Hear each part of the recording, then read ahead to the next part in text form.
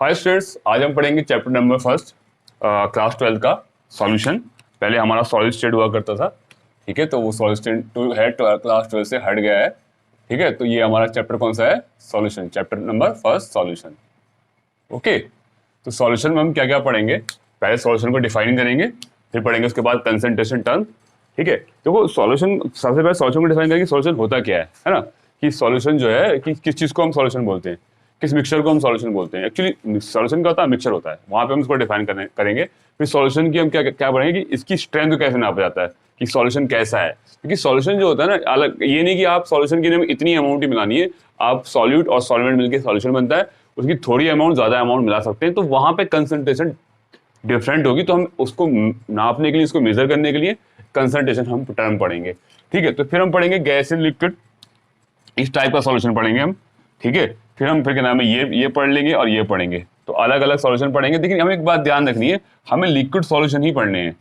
मतलब कहने का मतलब सॉल्वेंट हमारा क्या होगा, लिक्विड होगा। जो हमारे कोर्स में है वो वाला कौन सा है, जो तीनों चीजें हम क्या लिक्विड के अंदर डाल रहे हैं। लिक्विड क्या हमारा सॉल्वेंट है, तो उसको बोलते हैं लिक्विड सॉल्यूशन, ठीक है। वो में सॉल्यूशन की क्लासिफिकेशन में समझ में आ जाएगा इनके बारे में, ठीक है। तो यहाँ पे आप हेनरी लॉ पढ़ेंगे, यहाँ पे आप रोल्स लॉ पढ़ेंगे, और यहाँ पे आप कोलिगेटिव प्रॉपर्टी के बारे में बात करेंगे, और सॉल्युबिलिटी की, सैचुरेटेड अनसैचुरेटेड सॉल्यूशन के बारे में अब बात करते हैं। उसके बाद हम कोलिगेटिव प्रॉपर्टी पढ़ेंगे और वांट ऑफ फैक्टर पढ़ेंगे।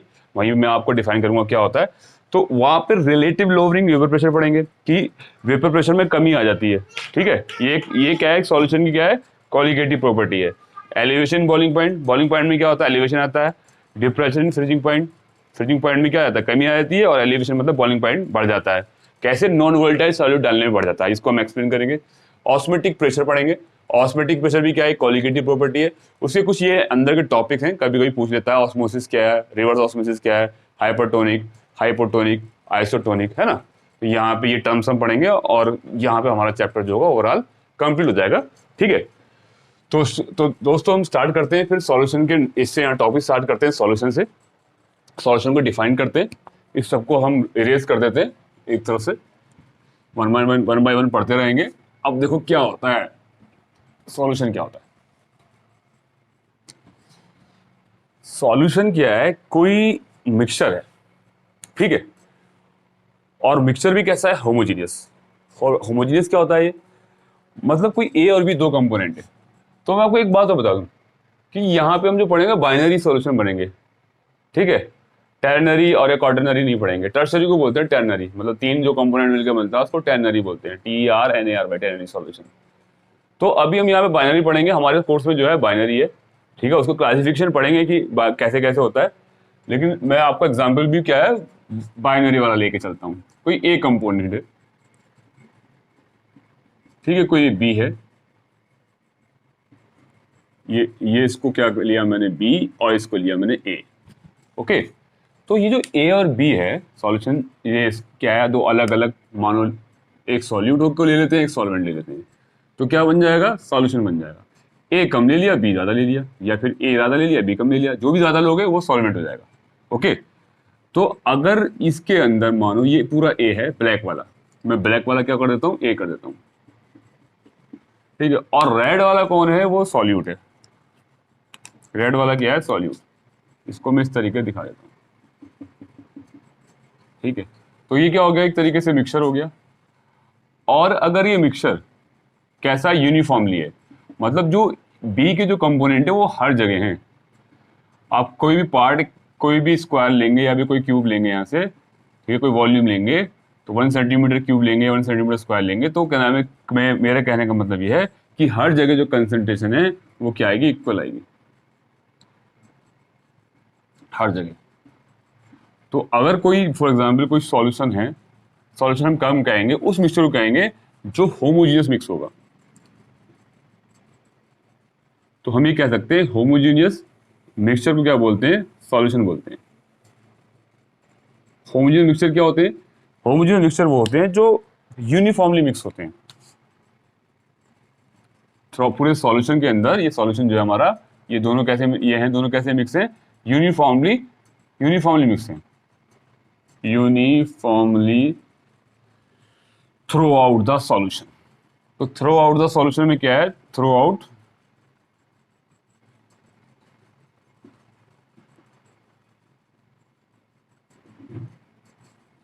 मतलब कहने का मतलब ये है कि अगर आप, यही मैं एग्जांपल बता देता हूँ, यही आप कोई शुगर का और वाटर का मिक्सचर लेते हैं आप, ठीक है, तो आपको क्या क्या मिलेगी, चीनी आपको हर जगह मिलेगी, यहाँ भी मिलेगी बराबर, यहाँ भी, यहाँ भी यूनिफॉर्मली मिक्स होगी चीनी यहाँ पे, ठीक है। और चीनी क्या नाम है, ये सॉल्यूशन कौन बनाते हैं, जिनके पार्टिकल साइज 1 नैनोमीटर से छोटे होते हैं, ठीक है। तो इन सॉल्यूशन को बोलते हैं हम ट्रू सॉल्यूशन।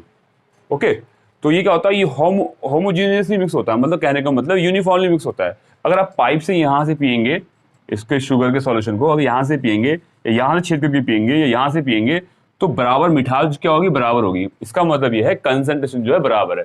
ये नहीं कि इतने एरिया में ज्यादा है, यहाँ पे ज्यादा है, यहाँ कम है, यहाँ ज्यादा है, यहाँ कम है, ऐसा कुछ नहीं है। पूरे में बराबर मिक्स होगा, यूनिफॉर्मली मिक्स होगा, ठीक है। तो ऐसे अगर यूनिफॉर्मली मिक्स होता है, ठीक है, थ्रू आउट द सॉल्यूशन, पूरे सॉल्यूशन के अंदर यूनिफॉर्मली मिक्स होता है, तो उसको बोलते हैं हम, क्या नाम है, ये इसका जो मिक्सिंग है वो कैसी होमोजीनियस मिक्सिंग है। और मतलब यूनिफॉर्मली मिक्स हो या होमोजीनियस मिक्सिंग होगी तो हम उसको बोलते हैं सॉल्यूशन।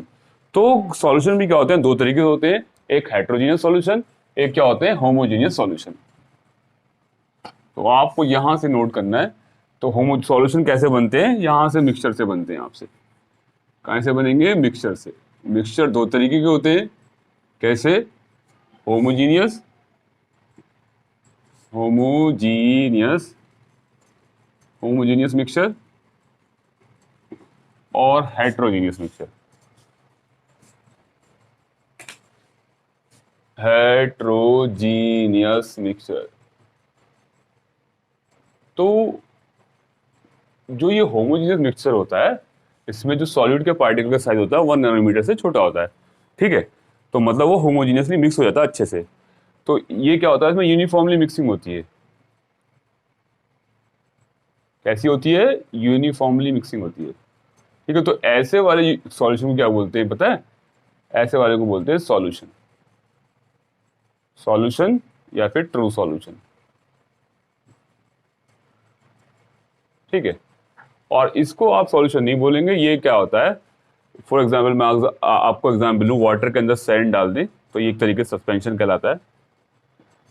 तो क्या होगा, नीचे की तरफ ज़्यादा सैंड जो होती है मिट्टी, वो नीचे की तरफ ज़्यादा रहेगी, ऊपर की तरफ कम रहेगी, तो ये यूनिफॉर्मली मिक्स नहीं है, तो ये होता है सस्पेंशन। क्योंकि पार्टिकल का साइज, अगर सैंड का साइज क्या होता है, 1000 नैनोमीटर ज़्यादा होता है।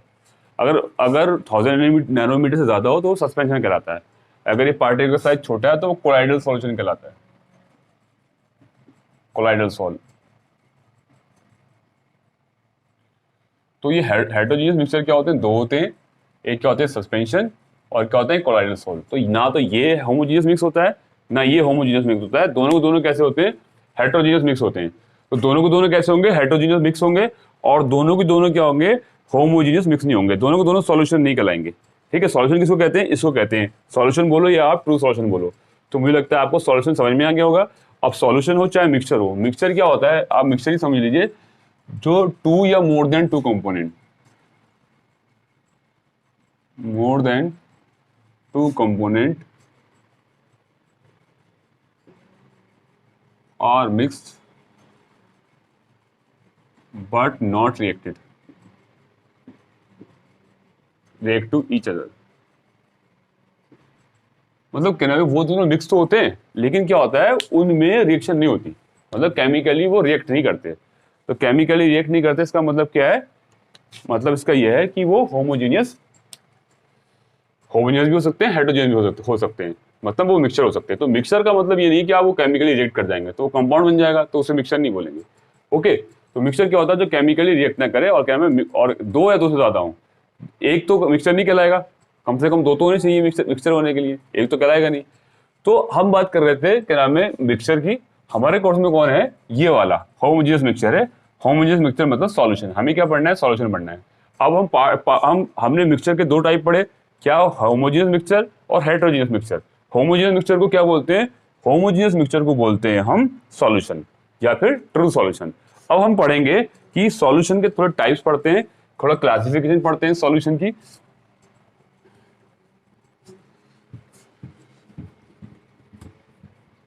देखिए, क्लासिफिकेशन या टाइप ऑफ सॉल्यूशन।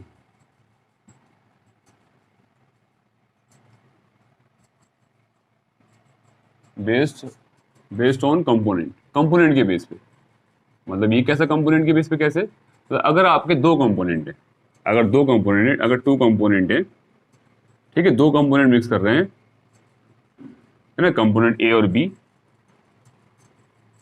ठीक है, तो जो क्या कहलाएगा वो आपका बाइनरी, तो कहलाएगा बाइनरी सॉल्यूशन। और तीन है तो ये ए बी बन गया ना, ए बी ऐसे। ये एक्चुअली केमिकल बॉन्ड नहीं है, ये क्या है, one double force of attraction है ये, है ना, मॉलिक्यूल के बीच में बहुत सारे ए और बहुत सारे बी मिलके ऐसे बन गए, है ना, N number of A B मिलके, ठीक है। तो ये क्या दो कंपोनेंट होंगे तो क्या कहलाएगा, बाइनरी सॉल्यूशन, ठीक है। अगर थ्री कंपोनेंट है, थ्री कंपोनेंट कैसे, आप यहां समझ सकते हैं कि ए प्लस बी प्लस सी, तो क्या बन जाएगा, टर्नरी सॉल्यूशन, टर्शरी ना बोल के टर्नरी सॉल्यूशन बोलते हैं। अगर कंपोनेंट कितने हो आपके, तीन हो। तो हमारे कोर्स में, मैं आपको फिर बता रहा हूँ, हमारे कोर्स में क्या है, बाइनरी सॉल्यूशन है, चाहे IIT JEE हो, चाहे वो आपका नीट हो, और चाहे आपका 12th हो आपका, ठीक है, बोर्ड हो आपका, ठीक है। अब क्या है, फोर्थ, देखिए फोर्थ क्या है, फोर्थ कंपोनेंट क्वाटरनरी, ऐसे ही हो जाएगा आगे। फोर्थ कंपोनेंट क्या होगा, मतलब ए प्लस बी और ये चार लोग मिलके बनाए, क्वाटरनरी सॉल्यूशन। तो ऐसी क्या होगा, ऐसी कंपोनेंट बढ़ते चले जाएंगे और सॉल्यूशन क्या होगा आपका, अलग अलग नाम हो जाएगा। तो हमारे कोर्स में क्या है, बाइनरी सॉल्यूशन। बाइनरी सॉल्यूशन का मतलब है कि दो कंपोनेंट से बना हुआ, एक सॉल्यूट होगा और एक सॉल्वेंट होगा। अब यहाँ की बात है कि ए बी सी ये तीन है, तीन कंपोनेंट है। अब इसमें सॉल्यूट कौन होगा, सॉल्वेंट कौन होगा, जो सबसे ज्यादा होगा वो क्या होगा, सॉल्वेंट होगा, और जो बाकी दो अमाउंट होंगी, बाकी बची हुई क्या होंगी, वो सॉल्यूट होंगी। ओके, सॉल्वेंट हमेशा एक होगा जो सबसे ज्यादा होगा। ओके, क्लियर हो गया। तो ये तो हमारा type of solution based on the component. अब टाइप ऑफ सॉल्यूशन क्या होगा कि ये आप कंपोनेंट को इस तरीके से भी क्लासिफिकेशन करते हैं, किसके, कंपोनेंट के बेस पे, कितने कंपोनेंट से बना हुआ है, ठीक है, बाइनरी है, टर्नरी है या क्वाटरनरी है ना। तो अब हम क्लासिफिकेशन ऐसे भी कर सकते हैं कि फेस के बेस पे, कि उसकी फेस कैसी है सॉल्यूशन की। तो आइए करते हैं, हम क्लासिफिकेशन करते हैं, हम टाइप ऑफ सॉल्यूशन बनेगा अलग अलग टाइप का, तो इसकी क्लासिफिकेशन करेंगे काय के ऊपर, बेस्ड ऑन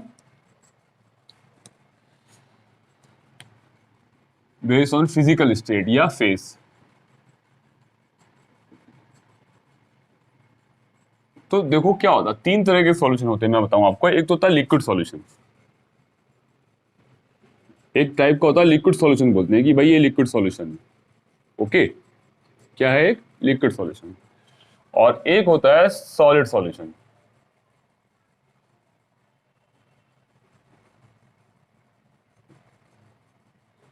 और एक होता है गैसियस सॉल्यूशन।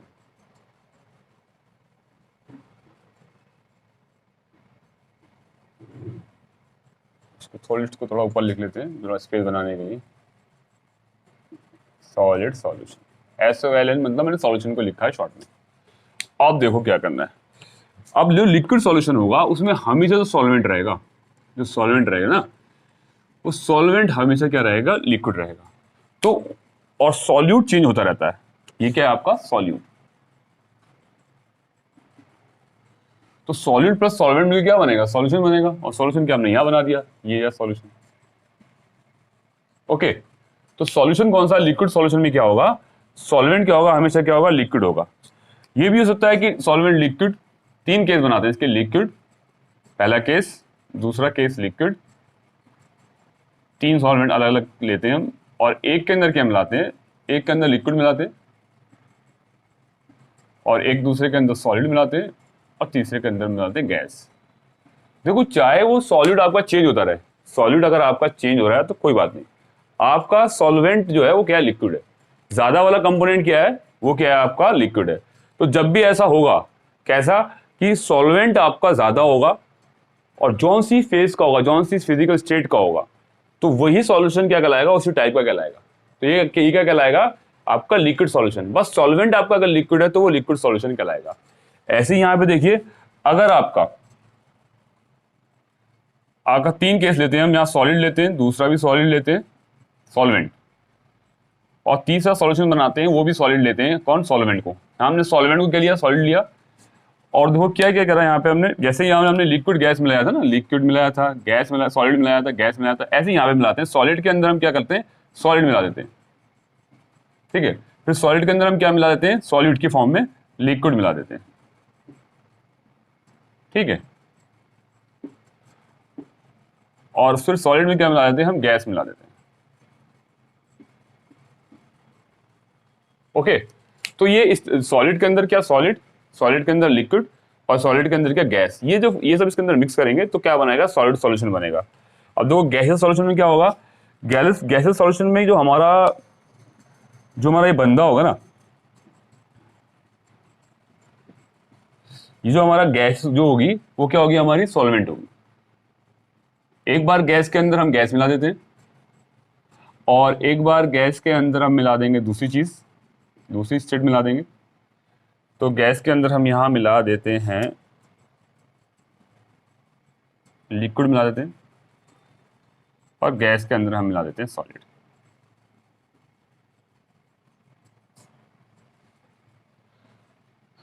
ठीक है स्टूडेंट्स, तो ये क्या हुआ गया, देखो हमने यहाँ पे क्या मिलाया, लिक्विड के अंदर लिक्विड मिलाया, सॉलिड मिलाया, फिर गैस मिलाया, फिर सॉलिड के अंदर सॉलिड मिलाया, फिर सॉलिड के अंदर लिक्विड मिलाया, सॉलिड के अंदर गैस मिलाया। तो आपने एक बार देखा, जो आपका सॉल्वेंट होता है, सॉल्यूशन का नाम भी वही होता है। जो आपका सॉल्वेंट होता है, सॉल्यूशन का नाम भी वही होता है। जो आपका सॉल्वेंट होता है ज्यादा अमाउंट वाला, उसका नाम भी यही होता है। तो मैं आपको एक बार बता दूं, जो ट्रू सॉल्यूशन है ना, यही सॉल्यूशन है सच में, एक परफेक्ट सॉल्यूशन जो आप कहेंगे वो यही है। बाकी थोड़ा सा हेटेरोजेनियस प्रॉपर्टी शो करते हैं दोनों। तो मैं आपको फिर आपको एक बार दिखा दूं ये ट्रू सॉल्यूशन, और इसी को यही हमारे कोर्स में ट्रू सॉल्यूशन यही है।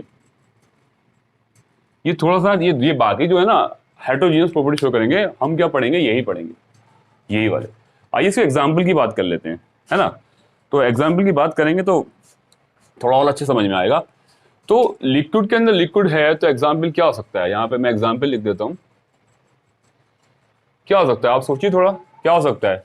लिक्विड के अंदर लिक्विड होगा तो क्या होगा, देखो लिक्विड के अंदर लिक्विड होगा तो हम मिला दें, किसको मिला दें, दो लिक्विड को मिला दें, किसी इथेनॉल को मिला दें, हम किसी एल्कोहल को मिला दें वाटर के अंदर, एल्कोहल प्लस वाटर, है ना। ये इसका एग्जाम्पल है। एल्कोहल और वाटर तो मिला के लोग पीते ही है ना।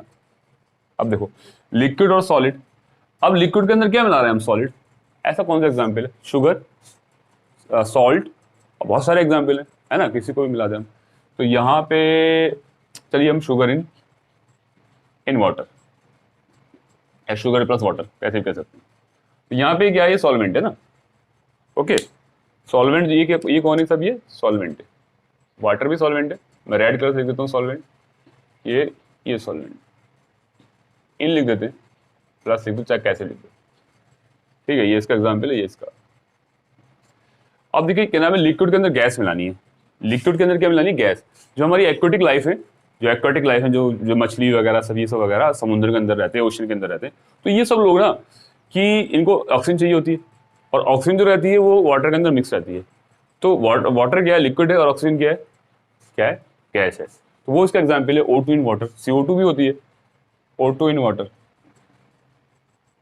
CO2 भी होती है, CO2 इन वाटर। ये थोड़ी कम मिक्स होती है, O2 ज़्यादा मिक्स होती है। जितनी भारी गैस होती है वो इतनी कम मिक्स होती है, इतनी हैवी गैस होती है। तो अब CO2 अगर CO2 वाटर के अंदर मिक्स होती है तो H2CO3 बनाता है, एक एसिड बनता है H2CO3, थोड़ा ना इक्विलिब्रियम करके H2CO3। तो वाटर क्या होता है, थोड़ा एसिडिक हो जाता है, तो एक्वेटिक लाइफ पे असर पड़ता है। तो इसलिए एटमॉस्फेयर के अंदर अगर CO2 ज़्यादा है तो पानी के अंदर क्या होगा, H2CO3 ज़्यादा हो जाएगा, क्योंकि CO2 ज़्यादा होगी, उसका प्रेशर ज़्यादा होगा, तो वो ज़्यादा सॉल्युबल हो जाएगी। और ज़्यादा सॉल्युबल हो जाएगी तो आपको पता है क्या होगा, H2CO3, तो एक्वेटिक लाइफ में फर्क पड़ता है। तो CO2 का एनवायरनमेंट में होना ज़्यादा होना भी नुकसानदेह है एक्वेटिक लाइफ के लिए भी। अब देखिए इसकी बात करते हैं। मेन तो हमारी यही है, मैं आपको फिर दोबारा बता रहा हूँ कि हमारा मेन यही है, ट्रू सॉल्यूशन यही है। ये थोड़ा हेटेरोजेनियस से ये परफेक्टली ट्रू सॉल्यूशन नहीं है, ठीक है। लेकिन बात करते हैं सॉलिड इन सॉलिड। हाँ तो स्टूडेंट्स ये क्या है, यहाँ पे सॉलिड कौन है, हमारा सॉल्वेंट है, और सॉलिड क्या है, सॉलिड है। तो हम कोई भी एलॉय जो है, इसका एग्जाम्पल है, बेस्ट एग्जाम्पल क्या है, एलॉय। एलॉय कौन सा, आप स्टेनलेस स्टील की बात कर सकते हैं, ब्रोंज की बात कर सकते हैं, आप ब्रास की बात कर सकते हैं। सब ये क्या है, सभी एलॉय हैं। सब क्या है, सॉलिड मिक्स हो रहे हैं यहाँ पे, ठीक है। तो क्या बनता है, एलॉय बनता है। जैसे कॉपर इन गोल्ड, है ना, कॉपर इन गोल्ड या फिर सिल्वर इन गोल्ड, है ना, इस तरीके से, या फिर कार्बन इन आयरन, इस तरीके से ना, सब क्या अलॉय है यहाँ पे। अब सॉलिड लिक्विड, अब सोडियम के अंदर अब मरकरी वाला, अब आप लिक्विड मरकरी डाल दीजिए, ठीक है, लिक्विड मरकरी को, आप लिक्विड मरकरी को डाल दीजिए, आप मरकरी तो लिक्विड ही होती है ना, तो मरकरी इन इन सोडियम, तो क्या बन जाएगा, एमएलगम बन जाएगा, इसको एमएलगम बोलते हैं, एमएलगम, एमएलगम ऑफ सोडियम, है ना, ठीक है। सॉल्यूशन को जब भी मरकरी के साथ जो सॉल्यूशन होता है कि सॉलिड का, उसको एमएलगम बोलते हैं, तो सोडियम एमएलगम बन जाएगा यहाँ पे। तो यहाँ पे ज्यादा अमाउंट में कौन है, वो आपका सॉलिड है सोडियम, और कम में कौन है, मरकरी है। अब सॉलिड इन गैस, गैस के अंदर अब हाइड्रोजन गैस, जब भी हम ऑर्गेनिक केमिस्ट्री के अंदर जब भी हम रिएक्शन कराते हैं ना, हाइड्रोजनेशन वगैरह, तो वहाँ पे हम कैटलिस्ट लेते हैं, N2O, निकेल, पीडी, पीटी वगैरह, तो H2 जो होता है वहाँ पे एब्जॉर्ब हो जाती है, मतलब किसके ऊपर, कैटलिस्ट के ऊपर। तो आप ये कह सकते हैं H2 इन पीडी। तो पैरेडियम पे क्या होता है, गैस यहाँ पे स्टोर हो जाती है, और एक प्यूमाइज स्टोन भी होता है, वो खाली होता है, उसमें से पोरस होता है, तो उसके अंदर क्या होता है, वो आ जाती है, एयर आ जाती है। तो ये भी उसका एग्जाम्पल है। अब गैस इन गैस, अब ये तो हमारा हो गया कंप्लीट। अब बात करते हैं गैस सॉल्यूशन, गैस गैस तो एयर है सबसे अच्छा एग्जाम्पल, है ना, एयर। या फिर किसी के अंदर, किसी कंटेनर के अंदर ऑक्सीजन को मिला दो, ऑक्सीजन नाइट्रोजन, या नाइट्रोजन ऑक्सीजन, कैसे भी ले सकते हो आप। तो गैस इन लिक्विड, गैस के अंदर लिक्विड मिल रही, तो वाटर H2 इन एयर, जब एयर होती है ना H2 के अंदर, तो आप ये कह सकते हो। और क्लोरोफॉर्म CH Cl3 भी होती है, CH Cl3 in nitrogen gas के अंदर मिला दो आप, है ना, किसी गैस के अंदर मिला दो, ये लिक्विड में होता है। अब गैस के अंदर क्या आप सॉलिड मिला रहे हैं, तो वो नहीं होता कार्बन, आपका कार्बन, जो अनजला कार्बन होता है, जो स्मोक होता है, वो क्या था, कार्बन काय के अंदर मिला होता है, कार्बन इन एयर, है ना, ये इसका एग्जाम्पल है, कार्बन इन एयर। तो एयर काय के अंदर है, इस तरीके से अंदर है। तो सॉलिड पार्टिकल आपका क्या नाम है, काय के अंदर आ गया, गैस के अंदर आ गया। तो स्टूडेंट्स ये थे आपके type of solution physical state पे। तो हम फिर मैं आपको एक बार फिर बता रहा हूँ, ये आपका जो लिक्विड सॉल्यूशन है, यही हम पढ़ेंगे, यही एक ट्रू सॉल्यूशन होता है, इसी को हम स्टडी करेंगे। ये वाला जो होता है, ये आप कुछ बुक्स में देखेंगे, आप एनसीईआरटी में देखेंगे, सॉल्यूशन में पढ़ेंगे इसको, लेकिन परफेक्टली क्या नाम है, ये क्या होता है, पूरा होमोजीनियस मिक्स नहीं होता, हल्का सा में हेटेरोजीनियस बनाता है, तो इसको हम सॉल्यूशन नहीं पढ़, कंप्लीटली आप ट्रू सॉल्यूशन नहीं कहेंगे, आपको सॉल्यूशन बोल दीजिए, लेकिन एक ट्रू सॉल्यूशन आप इसको नहीं कहेंगे। ओके स्टूडेंट्स, यहाँ हम बात कर रहे थे अब type of solution based on the physical state. अब हम बात करेंगे कंसंट्रेशन की। ओके, हाँ तो स्टूडेंट यहाँ पे थोड़ा दिख नहीं रहा था, मैं आपको कैमरा मैंने आपको नीचे कर दिया है। देखिए आप, गैस सॉलिड था, यहाँ पे मैंने क्या लिखा था, कार्बन इन एयर, है ना, और यहाँ पे लिखा था H2 in air in chloroform in nitrogen gas. यहाँ पे क्या था, गैस लिक्विड था, यहाँ पे गैस कौन था, आपका सॉल्वेंट था, और यहाँ पे गैस, यहाँ सॉल्वेंट है, और यहाँ पे दोनों क्या है, सॉल्यूट क्या है, लिक्विड है, और यहाँ पे सॉलिड है। इस टाइप के टाइप ऑफ सॉल्यूशन है। ओके, तो अब हम बात करते हैं फ्रेंड्स, कंसंट्रेशन टर्म पढ़ लेते हैं।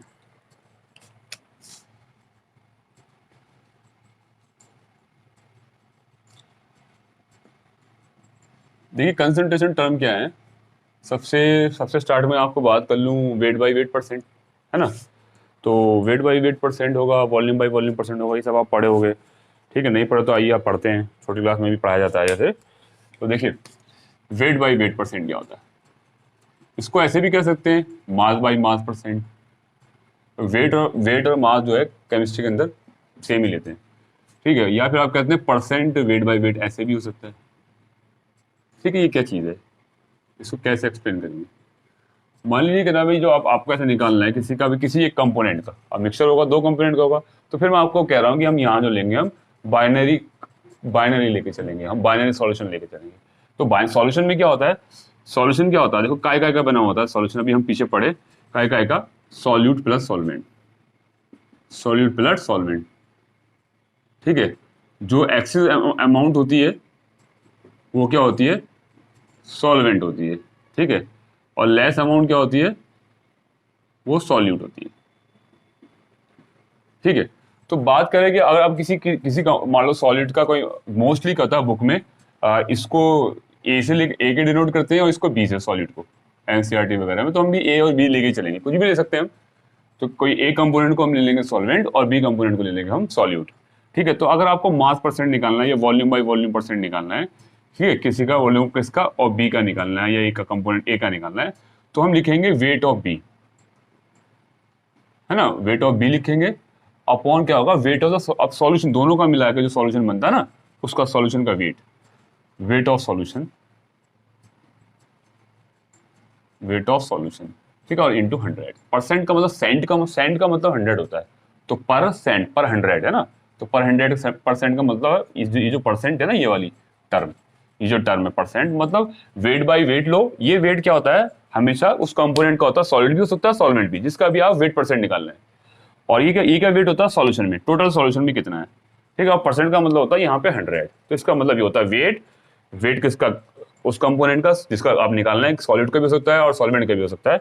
और ये क्या होता है आपका, ये क्या होता है वेट ऑफ सॉल्यूशन, है ना। और ये परसेंट का मतलब ये 100, ठीक है। परसेंट पर 100 पे कितना होगा, है ना।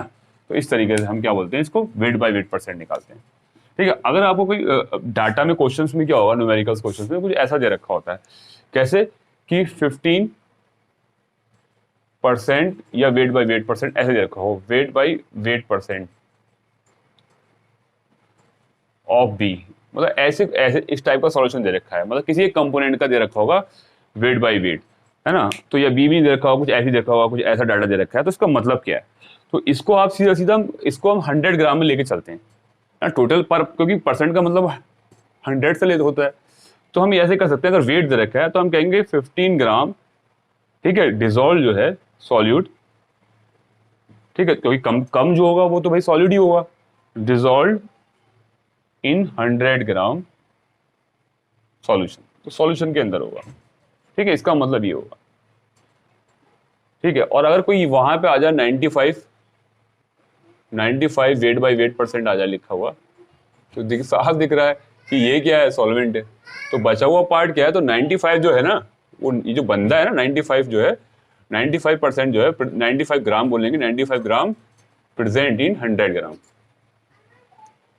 Present in 100 gram of solution, तो इसका मतलब ये होगा, ठीक है। तो जाहिर सी बात है कि अगर आप सॉल्यूट अगर कम वाला निकालेंगे तो 100 में से माइनस कर देंगे 95, तो मास ऑफ सॉल्यूट अगर आपको निकालना हो, मास ऑफ सॉल्यूट, तो मास ऑफ सॉल्यूट अगर आप निकालेंगे तो क्या हो जाएगा, 100 माइनस 95, तो ये आ जाएगा आपका 5 ग्राम।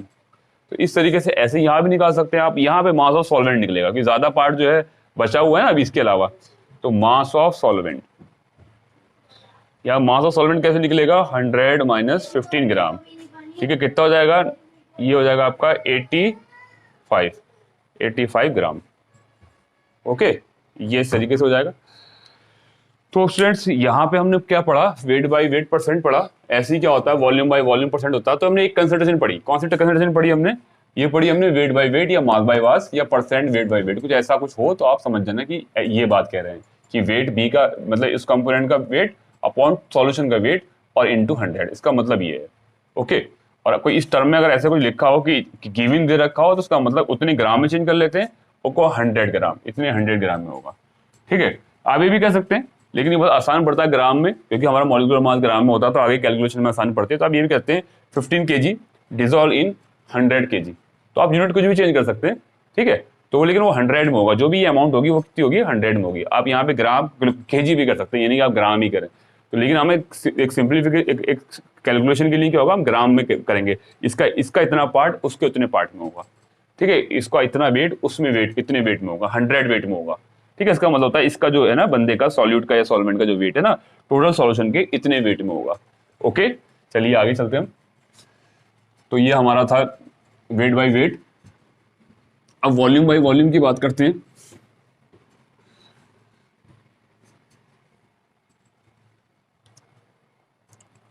उसको ए डाल लेते हैं आप, और इसको बी लिख लीजिए, आपकी जरूरत है आपको वॉल्यूम बाय वॉल्यूम परसेंट, ठीक है, या फिर कुछ ऐसा लिखा रहेगा परसेंट वॉल्यूम बाय वॉल्यूम, ठीक है। तो ये कैसे, इसका मतलब इसको कैसे निकालेंगे, तो जो कोई आपको किसी का निकालना है वॉल्यूम बाय वॉल्यूम परसेंट निकालना है किसी का, तो सिंपल सी बात है, वॉल्यूम ऑफ सॉल्यूट, सॉल्यूट का वॉल्यूम लेंगे, ठीक है। और या जिस भी कंपोनेंट का हो सकता है, आपको सॉल्वेंट का निकालना हो तो वॉल्यूम ऑफ द कंपोनेंट, जिसका मोमेंट का निकालना है आपको, ठीक है, वॉल्यूम परसेंट जिसका निकालना है, तो वॉल्यूम ऑफ द कंपोनेंट और volume of the solution, volume of the solution. और देखो क्या निकालना, परसेंट निकला रहा है ना, तो परसेंट का मतलब 100, ये हो जाएगा, ठीक है। अगर इसका मतलब इस तरीके से आप निकाल सकते हैं, तो किसी भी कंपोनेंट का, आप सॉल्यूट है तो सॉल्यूट का वॉल्यूम रखेंगे, सॉल्वेंट का weight percent, weight volume by volume percent निकालना है आप, तो सॉल्वेंट उसका यहाँ कंपोनेंट की जगह उस सॉल्वेंट का कंपोनेंट सॉल्वेंट का वॉल्यूम रखेंगे, या तो सॉलिड का रखेंगे या सॉल्वेंट का रखेंगे, जिसका भी आपको वॉल्यूम बाय वॉल्यूम परसेंट निकालना है उसी का यहाँ पे आप वॉल्यूम रखेंगे। ओके, देखिए अब देखिए, अब बात करते हैं हम, ये तो हमारा हो गया वॉल्यूम बाय वॉल्यूम परसेंट हो गया। तो अब कभी कभी कहीं ऐसा लिखा रहता है कि 15 है ना, 15 वॉल्यूम बाय वॉल्यूम ऐसे कुछ लिखा रहता है ना, वॉल्यूम वॉल्यूम परसेंट। तो मतलब क्या होता है, तो मतलब कोई कंपोनेंट दे रखा है, कोई सॉलिड का या सॉल्वेंट का दे रखा है, तो वह 15 है, तो उसका मतलब बाकी बचा हुआ कौन वॉल्यूम है, बाकी बचा हुआ वॉल्यूम तो उसी का है ना, सॉल्वेंट का ज़्यादा लग रहा है ना, तो सिंपल सी बात है सॉलिड का होगा। तो हम कह देंगे 15 मिलीलीटर है ना, यहाँ पे जैसे वहाँ ग्राम में लेते हैं, यहाँ मिलीलीटर समझ लेते हैं। 15 मिलीलीटर डिजॉल्व है, काय के अंदर डिजॉल्व है, डिजॉल्व क्यों लिखा, क्योंकि कम है ना, डिजॉल्व इन या प्रेजेंट इन 100 मिलीलीटर काय के अंदर ऑफ सॉल्यूशन, इसका मतलब ये होता है। ठीक है, इस डाटा से अगर ऐसा लिखा हो कि 15 वॉल्यूम बाय वॉल्यूम परसेंट हो, तो उसका मतलब कहेंगे 15 millilitre dissolve in 100 millilitre of solution. Okay, तो हम इस तरीके से ऐसे यहाँ पे कह सकते हैं। तो अब देखिए, अब बात ये आ रही है कि ये तो हमने इस तरीके से कह दिया, ठीक है, तो अब क्या हम वहाँ यहाँ से सॉल्वेंट निकाल सकते हैं क्या हम वॉल्यूम निकाल सकते हैं सॉल्वेंट का। तो अगर हम वॉल्यूम निकालें सॉल्वेंट का, वॉल्यूम ऑफ सॉल्वेंट, तो वॉल्यूम सॉल्वेंट देखो क्या होगा, 100 मिलीलीटर माइनस 15 मिलीलीटर, तो कितना आना चाहिए, यहाँ चाहिए 10 निकला तो 85 मिलीलीटर आना चाहिए। लेकिन ये गलत है, ये तभी पॉसिबल है जब सॉल्यूशन कैसा हो, हमारा आइडियल सॉल्यूशन हो। हम पढ़ेंगे आगे कि आइडियल सॉल्यूशन और नॉन आइडियल सॉल्यूशन क्यों बोले, ऐसी क्या बात है कि वो गलत क्यों है यहाँ पे, 100 में से 15 करेंगे तो भाई 85 ही आ रहा है, कैलकुलेशन भी सही है, तो क्यों है गलत है। तो देखो ऐसा होता है कि जब भी कोई सॉलिड और सॉल्वेंट जब 85 और 15 को मिलाएं, तो जरूरी नहीं कि वो 100 हो, है ना, जरूरी नहीं है कि 85 मिलीलीटर को और प्लस 2 सॉल्यूशन को मिला लें हम, 15 मिलीलीटर को मिलाएं कि वो 100 ही हो। ठीक है, ये इक्वल नहीं है। तो ये क्या हो सकता है, ये इक्वल तभी होगा जब आइडियल सॉल्यूशन होगा। कब होगा, जब आइडियल सॉल्यूशन होगा, मतलब मिलने पे वॉल्यूम नहीं बढ़ता है, तब आइडियल सॉल्यूशन होगा। ओके, और हो सकता है कि ये क्या नाम है, क्या हो, ये ज़्यादा हो, 85 मिलीलीटर प्लस 15 मिलीलीटर जो हो वो किससे, 100 से ये ज़्यादा हो सकता है। ठीक है, तो ये कब होता है, जब क्या नाम है आपका positive deviation, non ideal solution हो, नॉन आइडियल सॉल्यूशन हो, लेकिन कब, जब क्या हो, पॉजिटिव डेविएशन हो। पॉजिटिव डेविएशन ये हम आगे पढ़ेंगे ना इसके अंदर। ठीक है, और कम भी हो सकता है, 85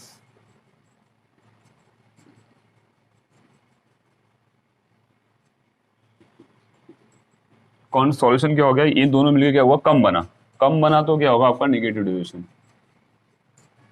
कम बना ना, तो वो अभी आपका जब हम पढ़ेंगे ना कि ideal solution non ideal solution clear हो जाएगा। तो कुल मिला के क्या होगा, ये अगर ये ml ये आपका कम भी हो सकता है, ये कम हो सकता है, मतलब ये ज़्यादा हो सकता है। ये ज़्यादा कब होगा, जब आपका पॉजिटिव डेविएशन हो जाएगा। कौन सॉल्यूशन कैसा होगा, नॉन आइडियल। तो बस इतना बात ध्यान रखिए कि आपका कम भी हो सकता है उससे और ज़्यादा भी हो सकता है। ठीक है, तो मैटर कहाँ करता है कि कम और ज़्यादा का मैटर क्या करता है, मैटर ये करता है कि आपका सॉल्यूशन कैसा है, मतलब आइडियल सॉल्यूशन है, नॉन आइडियल सॉल्यूशन है ना, तो ये दोनों नॉन आइडियल है, ये आइडियल है। अब अगर आपका आइडियल सॉल्यूशन है, गिवन है, तो आप कह सकते हो हाँ कि वो सॉल्वेंट जो होगा हमारा 15 मिलीलीटर 85 मिलीलीटर होगा। ठीक है, लेकिन ऐसा नहीं कह सकते हम, हर केस में नहीं कह सकते हम, सिर्फ आइडियल सॉल्यूशन में कह सकते हैं। क्योंकि ऐसा होता है जब आप मिक्सिंग करते हैं दोनों की, अगर आइडियल सॉल्यूशन है, बिल्कुल सही से मिक्सिंग हो रही है, मतलब जो पुराने बॉन्ड थे नया भी ऐसे ही है, वो मैं आपको क्लियर करूंगा आगे आइडियल नॉन आइडियल सॉल्यूशन में। आप सिर्फ इतना जाने कि आइडियल सॉल्यूशन होगा तो तभी पॉसिबल है, वरना नॉन आइडियल सॉल्यूशन होंगे तो या तो ज़्यादा होगा 100 से या कम होगा इसका सॉल्यूशन। ओके,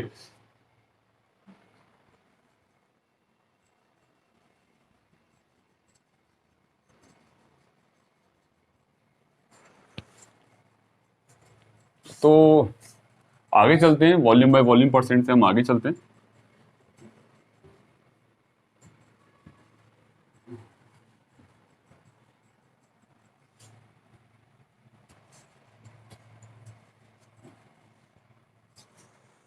तो यहाँ पे हमने कंसंट्रेशन टर्म लगातार पढ़ रहे हैं हम।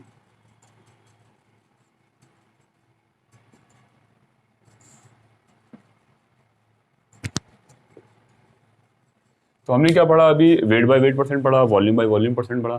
अब बात करें वॉल्यूम, जो हमने कहा कि वो ऐसे बनाएंगे कैसे, अगर हमें ऐसा सॉल्यूशन बनाना हो कैसा कि भाई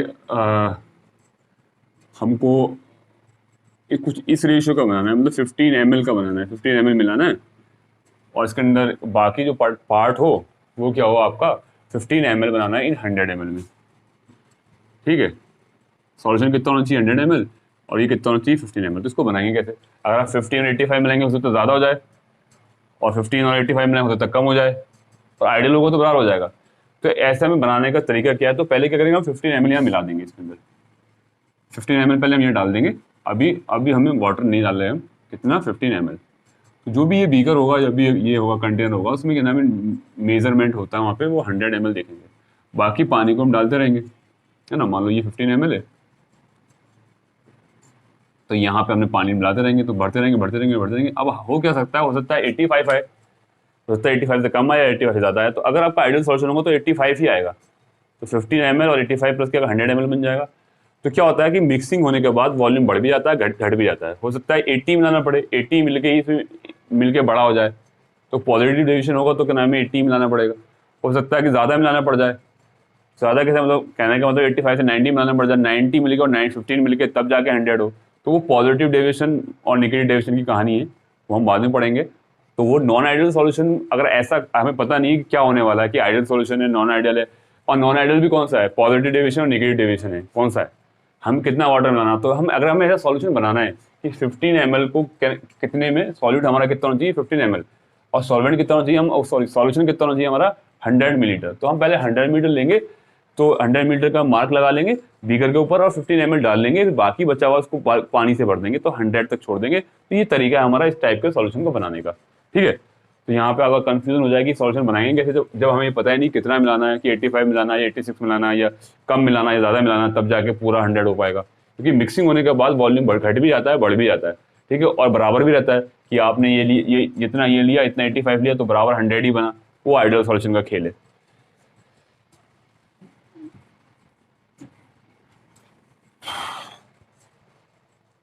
अब देखिए, अब हम कंसंट्रेशन टर्म हमने पढ़ा, volume weight by weight percent, volume by volume percent पढ़ा, और आगे हम पढ़ते हैं मास बाय वॉल्यूम परसेंट या वेट बाय वॉल्यूम परसेंट। तो मास और वॉल्यूम आप कुछ भी कह सकते हो, इस तरीके से कह सकते हो, है ना, मास बाय वॉल्यूम परसेंट।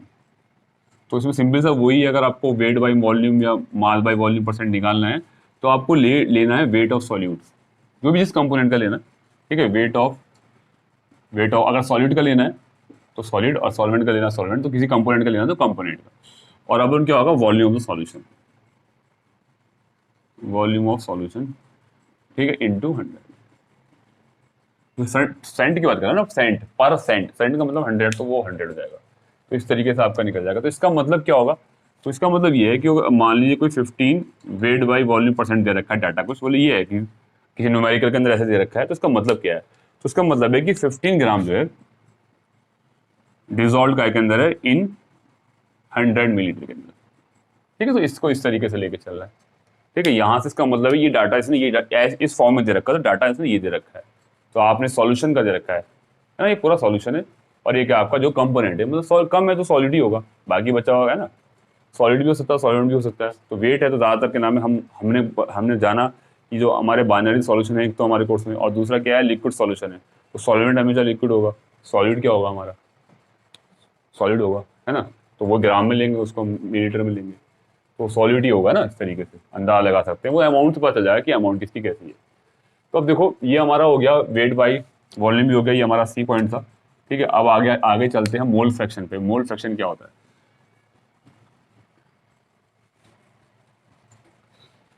तो मोल फ्रैक्शन पता होना बहुत ज़रूरी है। मोल फ्रैक्शन ये बहुत ही इंपॉर्टेंट है, ये कुछ हमारे फॉर्मूलेस आएंगे वहाँ पे काम आएगा मोल फ्रैक्शन, मोलिटी भी आएगा, मोलिटी भी आएगा। तो हमारे फॉर्मूले बन के आएंगे ना कोलिगेटिव प्रॉपर्टी के, वहाँ हम यूज़ करेंगे। मोल फ्रैक्शन क्या होता है, तो सबसे पहले हमें पता होना चाहिए कि ए और बी मिलकर क्या बनाते हैं, कोई सॉल्यूशन बनाते हैं। ठीक है, तो ए क्या है, मान लो ए तो सॉल्वेंट है, मैंने कहा कि एनसीईआरटी वगैरह में ए को सॉल्वेंट लेके चलते हैं और सॉलिड को बी मान लेते हैं। आप कुछ भी मान सकते हैं, लेकिन एक सोच लें हम कि ए बड़ा है सॉल्वेंट, एक सा लेके चलें तो हम कन्फ्यूजन नहीं होगा बार बार। तो ये सॉल्यूशन बन गया।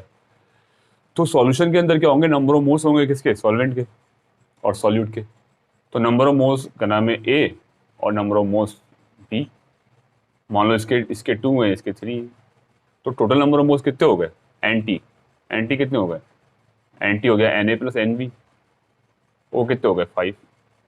तो अब मोल फ्रैक्शन क्या होता है, मोल फ्रैक्शन, फ्रैक्शन से साफ पता चल रहा है कि मतलब परसेंटेज, परसेंटेज को डिवाइड कर दो 100 से तो वो फ्रैक्शन हो जाता है, ठीक है। तो मोल्स की परसेंटेज कैसे होगी, पहले मोल परसेंट की बात करता हूँ मैं आपको समझाने के लिए, कोई मोल परसेंट ज़्यादा यूज नहीं होता यहाँ पे।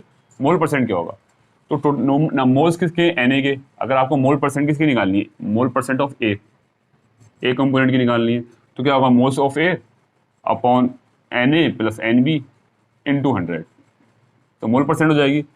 और मोल परसेंट ऑफ बी, ऐसा कुछ बुक में होता नहीं, मैं आपको समझाने के लिए बस बोल रहा हूँ, क्योंकि वो सीधा मोल फ्रैक्शन ही होता है। तो बस मैं आपको परसेंट से अगर फ्रैक्शन समझाऊंगा तो ज़्यादा अच्छा समझ में आएगा। एक्चुअली मैंने ये क्या नीचे क्या करा है, मैंने सॉल्यूशन लिया, ये solution total number of moles किसके हैं, मतलब सारे टोटल मोल्स के हैं N A plus N B, क्योंकि हमारा बाइनरी लिया है मैंने, टर्सरी लिया, अगर 3 होते तो मैं तीनों को जोड़ता यहाँ पे। यहाँ पे दो कंपोनेंट लिए मैंने, बाइनरी सॉल्यूशन लिया, तो N A plus N B ये क्या है, सॉल्यूशन के नंबर ऑफ मोल्स हैं, और ये किसके हैं, ये आपके सॉल्यूट के। तो ये परसेंट हो गया।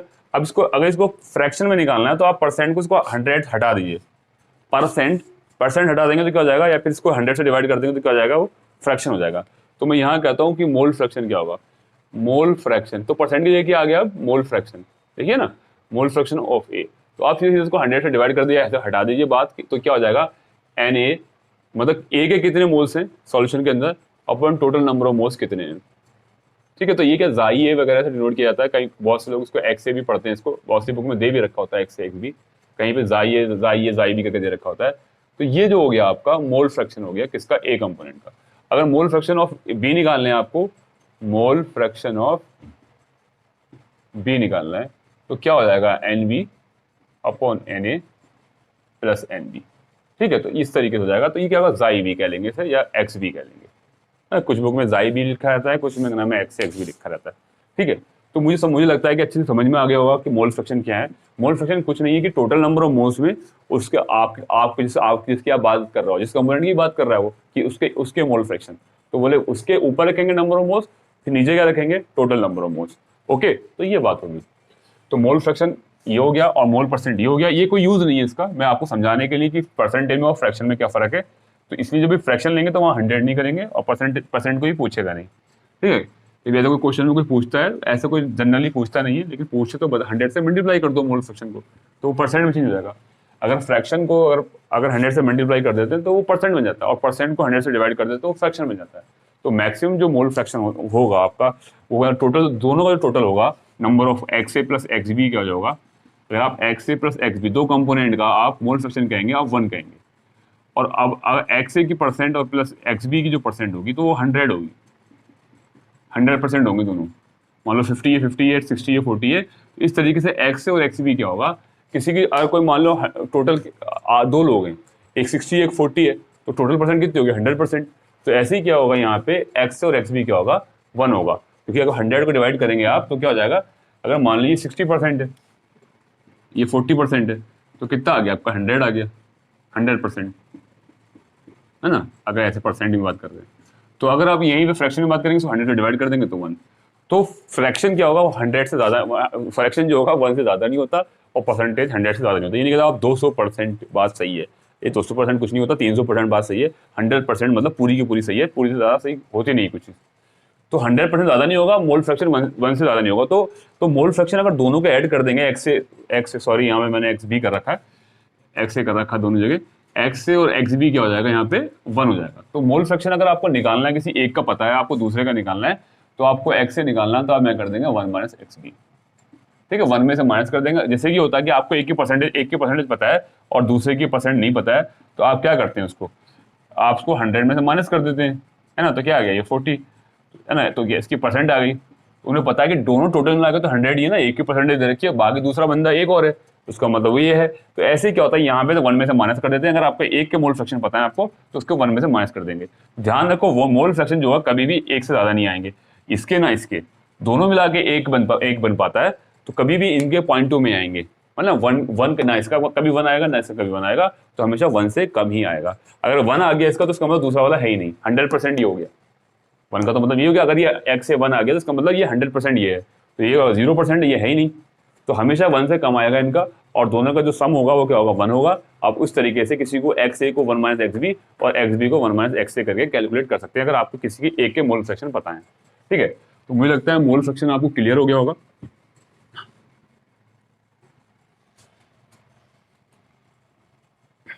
आपको मैं पीपीएम और बता देता हूँ, पार्ट पर मिलियन या पार्ट पर बिलियन। पीपीएम, मिलियन का मतलब है सीधा सीधा 10 लाख से, है ना। तो पार्ट पर मिलियन, जैसे जैसे हमारा परसेंट होता है ना, percent weight by wait percent होता है ना, वेट बाई वेट परसेंट होता है, ऐसे हमारा वॉल्यूम बाई वॉल्यूम परसेंट होता है ना, ये हमने पढ़े हम ना, या वेट बाई वॉल्यूम पढ़ा हमने, वेट बाई वॉल्यूम परसेंट पढ़ा, ऐसे पढ़ा। तो इसमें क्या होता है, पीपीएम में क्या होता है, ये तो हमारा परसेंट हो गया, यहाँ मैं लिख देता हूँ ये परसेंट की बात कर रहे हैं हम, है ना, ये परसेंट की बात कर रहे हैं। और जब हम पीपीएम की बात करेंगे तो पहले मैं बताऊँ आपको पीपीएम कब बात करते हैं। पीपीएम जब बात करते हैं जब हमारा सॉल्यूट बहुत ही कम अमाउंट में हो, जो ट्रेस अमाउंट में हो। ट्रेस अमाउंट का मतलब ये है जैसे आप जैसे एयर के अंदर, जैसे दिल्ली या मुंबई के अंदर पॉल्यूशन आप मेजर कर रहे हैं, या टोक्यो में कहीं भी किसी भी सिटी के अंदर पॉल्यूशन मेजर कर रहे हैं, या फिर किसी नदी के अंदर पॉल्यूशन मेजर कर रहे हैं, तो वो पीपीएम में मेजर किया जाता है। मतलब वो गैस या वो ट्रेस एलिमेंट जो भी होता है, लीड लेड वैड वगैरह, है ना, कितनी अमाउंट में, तो बहुत कम होता है। मतलब वो 0.00002% या 0.00001% या 1 × 10⁻⁶%। तो वो ऐसे कहना बड़ा अजीब लगता है, तो उसको क्या करते हैं परसेंट में न कह के, कि बोले परसेंट का मतलब क्या है कि ये पर 100 में ये कितना है। जब कोई अमाउंट 100 में और अमाउंट में बताई जा रही है, 100 में बताई जा रही है, इसका मतलब कि वो क्या नाम है थोड़ी ज़्यादा अमाउंट में है। जब आप कह रहे हैं 0.0002 इंटू 100 के अंदर है, तो ये परसेंट कहना गलत बात है। हम कहेंगे 2 जो है अब लाख में या 10 लाख में बोलेंगे। अगर कोई चीज़ आप 10 लाख में डिफाइन करते हैं कि ये जो पार्ट, इसका पार्ट 10 लाख में कितना है, इसका मतलब सॉल्वेंट ज़्यादा है, 10 लाख पार्ट है, और इसका क्या है 1 पार्ट है। तो पार्ट, तो पीपीएम का मतलब क्या होगा, पार्ट जो होगा ना आपका, पार्ट ऑफ सॉल्यूट, है ना, part of solvent, part of solution into 10⁶। तो जब यहाँ पे हमारा जो सॉल्यूट का जो पार्ट होता है वो बहुत कम होता है, ठीक है, तो हम वहां पे हम 100 न करके, हम परसेंट न करके पर मिलियन कहते हैं, हम पर मिलियन कहते हैं, परसेंट न करके हम पर मिलियन कहते हैं। तो 10⁶, तो ये हर चीज में लागू होता है। किसका पार्ट, जरूरी नहीं है वेट बाई वेट में भी, जैसे जैसे ये होता है weight by wait ppm, weight by wait ppm होता है ना। ऐसे क्या होता है वॉल्यूम बाई वॉल्यूम पीपीएम होगा, ठीक है, क्या होगा वेट बाई वॉल्यूम पीपीएम। तो जहां परसेंट की बात होती है वहां पे पीपीएम की बात करेंगे। कैसे कि मान लो जो बहुत बहुत कम अमाउंट है, ठीक है, तो जैसे यहाँ पे बहुत कम अमाउंट है और यहाँ पे क्या नाम है ये सॉल्यूशन की ज्यादा अमाउंट होती है, तो मतलब एक बहुत बड़े सॉल्यूशन, एक बहुत बड़ा एरिया, बहुत बड़ा वॉल्यूम ले रहे हैं हम, और उस वॉल्यूम में हमने क्या करा है, उस वॉल्यूम में हमने क्या करा है, वॉल्यूम में हमने क्या करा कि उसमें थोड़ी सी ट्रेस अमाउंट मिलाई, या फिर ऑलरेडी हमने जैसे कि एक एग्जाम्पल लेता हूँ मैं आपका, ये जो आपके वाटर टैंक होते हैं, जो आपके पानी आता है वहां से, तो उसमें क्लोरीन मिलाई जाती है। तो क्लोरीन क्या होता है, बहुत कम मिलाई जाती है, मतलब 1 मिलियन लीटर के अंदर 1 लीटर मिलाई जाती है। तो 1 लीटर, अगर मैं 1 लीटर मिला रहा हूँ, 1 लीटर क्या मिला रहा हूँ, क्लोरीन मिला रहा हूँ, 1 लीटर क्लोरीन मिला रहा हूँ, या मिलीलीटर में ले चलते हैं, मिलीलीटर में लेते हैं, 1 मिलीलीटर मैंने क्लोरीन मिलाई, किसके अंदर मिलाई,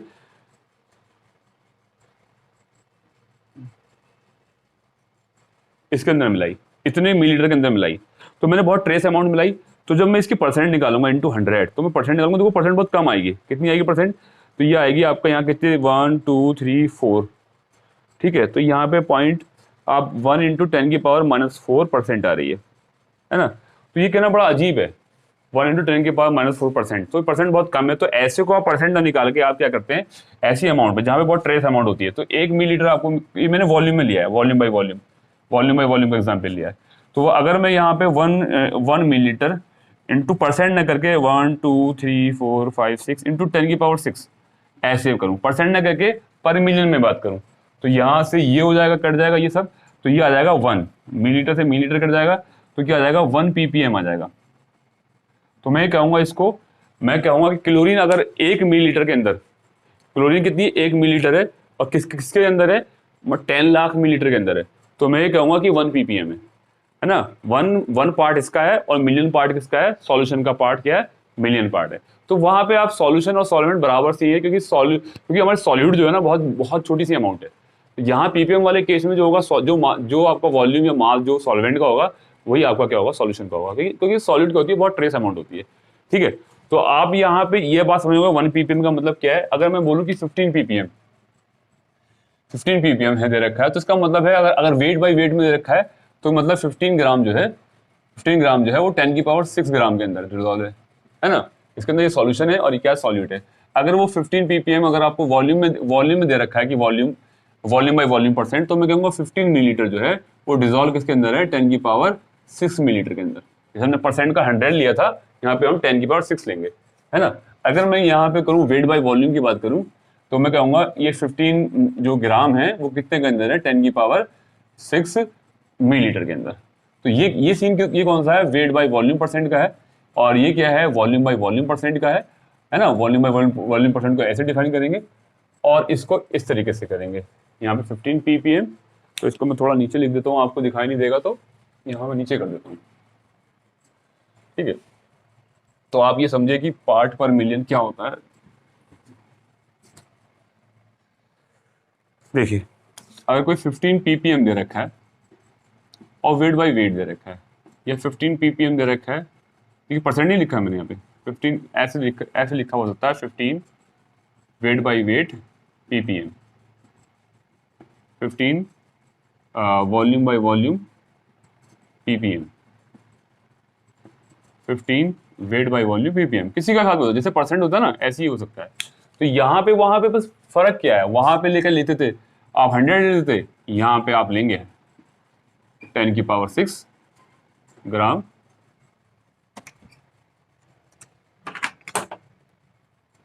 6 ग्राम सॉल्यूशन, और यहाँ पे क्या लेंगे आपका 15 और यहाँ पे ग्राम वॉल्यूम, और इन 10 की पावर 6 वॉल्यूम। यहाँ का मतलब क्या होगा, 15 ग्राम इन 10 की पावर 6 वॉल्यूम। इसका मतलब ये है ना पार्ट पर मिलियन का। तो पार्ट पर मिलियन क्या होगा, ट्रेस अमाउंट के लिए आएगा हमेशा, है ना।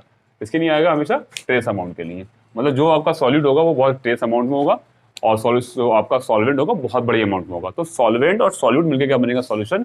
तो यहाँ पे जो सॉल्वेंट का जो मास होता है, सॉल्वेंट का जो वॉल्यूम होता है, वही सॉल्यूशन का वॉल्यूम होता है। उसी को सॉल्यूशन का वॉल्यूम लेके चलते हैं कि जो हमारी अमाउंट होती है वो नेग्लिजिबल होती है, बहुत कम अमाउंट होती है, ठीक है।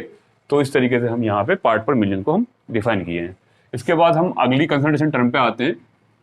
वो कौन कौन सी, हमारी मोलालिटी और नॉर्मलिटी और फॉर्मेलिटी, ये कंसंट्रेशन टर्म है। तो चलिए मैं अब बात करता हूँ, आपको मोलारिटी की बात कर लेता हूँ। मोलारिटी की टर्म क्या होती है, मोलारिटी मतलब ये कोई आपका सॉल्यूशन है, उस सॉल्यूशन के अंदर आपके नंबर ऑफ मोल्स कितने हैं, मतलब किसके, सॉल्यूट के। अगर सॉलिड मोलारिटी कैसे निकालनी है, सॉल्यूट के मोल्स कितने हैं। सॉलिड को मैंने NB से डिनोट किया, मान लीजिए 5 मोल है ना, और इसका सॉल्यूशन ये कितना है, 5 लीटर है, ठीक है। तो मोलारिटी का क्या होगा, नंबर ऑफ मोल्स कितने हैं, और वॉल्यूम ऑफ सॉल्यूशन क्या है लीटर के अंदर। तो मोलारिटी क्या है, number of moles dissolve of solute, number of moles of solute dissolve in पर लीटर सॉल्यूशन। पर लीटर सॉल्यूशन में हमें निकालना है, तो यहाँ पे क्या होगा, नंबर ऑफ मोल्स यहाँ पे दे रखा है मैंने, यहाँ पे जो मेरा एग्जाम्पल लिया है वो मैंने लिया 5 मोल, और वॉल्यूम मैंने कितना लिया है 5 लीटर।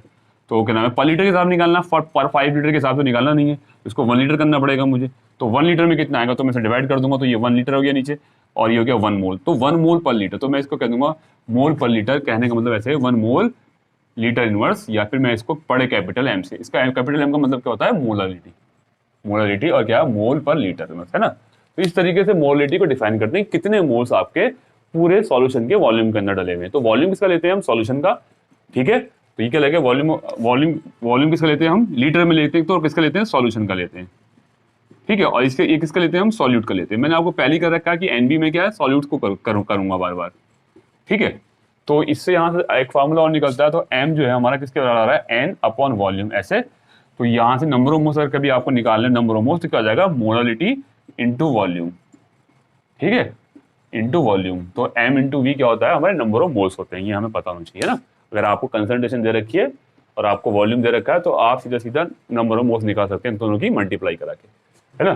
तो मोलारिटी के बाद करते हैं हम बात, और थोड़ा सा इसके बारे में मैं आपको मोलारिटी के बारे में बताना है कि ये टेम्परेचर डिपेंडेंट होती है या नहीं होती है। तो मोलारिटी क्या होती है, it's a temperature dependent.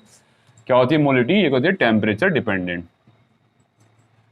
Temperature dependent क्यों होती है, देखिए टेम्परेचर डिपेंडेंट क्यों होती है भाई। तो इसका फॉर्मूला देखिए सिंपल सा, मोलारिटी क्या होती है, number of moles of solute, और तो वॉल्यूम ऑफ सॉल्यूशन, लिख देता हूँ मैं यहाँ पूरा, है ना। वॉल्यूम ऑफ सॉल्यूशन काय के अंदर, लीटर के अंदर। अगर लीटर नहीं है तो क्या नाम है, चेंज करना पड़ेगा, वॉल्यूम ऑफ सॉल्यूशन काय के अंदर, इन लीटर। हाँ तो स्टूडेंट्स हम मोलारिटी पढ़ लेते हैं। तो टेम्परेचर डिपेंडेंट और m इज इक्वल टू कहते हैं number of moles of volume of solution in litre. तो मतलब इस लीटर में लेना है, वॉल्यूम सॉल्यूशन का लेना है। तो एक बार बताओ कि अगर आप टेम्परेचर बढ़ाएंगे तो वॉल्यूम तो बढ़ेगा, क्योंकि नंबर जो पार्टिकल्स क्या होते हैं, नंबर ऑफ पार्टिकल ये जो होते हैं, नंबर ऑफ पार्टिकल्स ये इसके सॉल्वेंट के पार्टिकल, जब लिक्विड है कोई लिक्विड को आप हीट करोगे तो पार्टिकल दूर दूर हो जाते हैं, पार्टिकल दूर दूर हो जाएंगे तो वॉल्यूम बढ़ जाता है, क्योंकि उनकी काइनेटिक एनर्जी बढ़ेगी तो फोर्स ऑफ अट्रैक्शन कम हो जाएगा। तो वॉल्यूम बढ़ने से क्या होता है, सॉरी टेम्परेचर बढ़ने से क्या होता है, इफ टेम्परेचर विल इंक्रीज तो वॉल्यूम भी इंक्रीज कर जाता है। तो एक बार खुद देखो यहाँ पे, जब आपका मोलिटी का फॉर्मूला क्या है, नंबर ऑफ मोल्स, ये तो इंक्रीज करेंगे नहीं। अगर मैं आपको 5 बॉल्स किसी ग्लास की बॉल आपको उसके अंदर डाल दूंगा वाटर के अंदर, तो उसको आप हीट करेंगे तो नंबर ऑफ मोल्स तो बढ़ेंगे नहीं, है ना। तो नंबर ऑफ मोल्स बढ़ेंगे नहीं, मतलब नंबर ऑफ मोल्स तो बढ़ेंगे नहीं, ऐसे यहाँ पे नंबर ऑफ मोल्स नहीं बढ़ेंगे किसी सॉल्यूट के, ठीक है ना। बढ़ेंगे ना घटेंगे तो इस पर तो न्यूमरेटर पे कोई फर्क नहीं पड़ने वाला, लेकिन डिनोमिनेटर का वॉल्यूम क्या हो जाएगा, बढ़ जाएगा। जब वॉल्यूम बढ़ जाएगा तो डिनोमिनेटर बढ़ जाएगा तो मोलिटी की कम हो जाएगी। तो टेम्परेचर भी डिपेंड कर रही है, अगर टेम्परेचर बढ़ रहा है तो वॉल्यूम भी बढ़ रहा है, टेम्परेचर बढ़ रहा है तो वॉल्यूम बढ़ रहा है, लेकिन मोलिटी क्या होगी, डिक्रीज होगी। तो ऑन इंक्रीजिंग टेम्परेचर, ठीक है, जो एम हो जाएगी क्या हो जाएगी, विल डिक्रीज, क्या हो जाएगी, एम क्या हो जाएगी, डिक्रीज हो जाएगी। तो इसलिए मैं बता रहा हूँ, जब भी आपको कोई किसी क्वेश्चन के अंदर वॉल्यूम नजर आ रहा है तो आप बता सकते हो कि वो टेम्परेचर डिपेंडेंट होगा, ठीक है। अब बात करते हैं हम मोलालिटी की।